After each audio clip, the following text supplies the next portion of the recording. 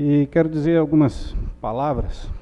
E não foi fácil para mim escrever, não. A gente, em meio às lembranças, começa a vir aquele sentimento, né, de tristeza pela perda dele, mas a gente, com o tempo, né, se acostumou com isso, e hoje o que a gente tem são as lembranças mesmo. Então, Ivo Silveira. Aos mais jovens, o nome de Ivo Silveira pode representar apenas o nome de escola, de ginásio, de avenida, de prédios, né? Pode soar como um nome pouco conhecido de um passado distante. Porém, afortunados foram aqueles que tiveram a oportunidade de conhecer a sua história. História que se passou numa época que políticos eram tratados como heróis, com respeito, com admiração e orgulho.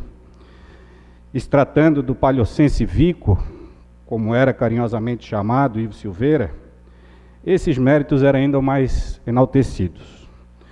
Um homem de origem humilde, de trato simples, que saiu de sua palhoça para conquistar Santa Catarina. Único palhocense que comandou o governo do estado, e único na história de Santa Catarina que fez isso, tendo na sua administração seus aliados e seus opositores.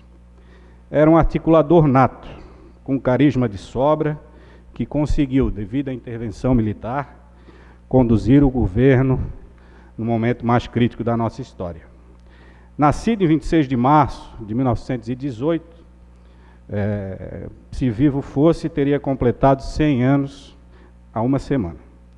Filho desta terra, alcançou a prefeitura por nomeação em 1947 e em 1948 por desejo dos palhocenses. Posteriormente, em 1950, foi eleito deputado estadual, cargo que conquistou a reeleição por mais 3 oportunidades. Nesse período, saía diariamente de sua casa, que ficava ali ao lado da antiga prefeitura, na Avenida Rio Branco, junto à praça, e de ônibus dirigia-se a Florianópolis para cumprir sua obrigação como deputado. Lá, no parlamento, teve a responsabilidade de presidir a casa por 3 oportunidades. São tantos os legados do nosso querido Ivo, que poderia ficar aqui por horas enaltecendo. Contudo, eu gostaria de lembrar algumas outras qualidades que, como membro da família, tive a felicidade de compartilhar. Nessa época, já morando em Florianópolis, convivi com o Ivo Silveira. O Ivo da dona Zilda, sua esposa fiel e guerreira, nossa avó. O pai da Beta, do Ivinho, do Renato e do Bebeto. Um chefe de família como poucos. Daqueles que não reunia família só aos domingos ou ao final de semana, mas sim todos os dias. Era a lei, após o almoço, quando não alguns de nós filando um almoço lá na casa dele, se reunirmos de segunda a sexta. Me recordo com muita alegria daqueles momentos. Ali assistíamos o jornal na TV, sempre respeitando o silêncio na parte política. Ivo, mesmo ausente da vida pública desde 1974, nunca deixou de acompanhar o destino político de Santa Catarina.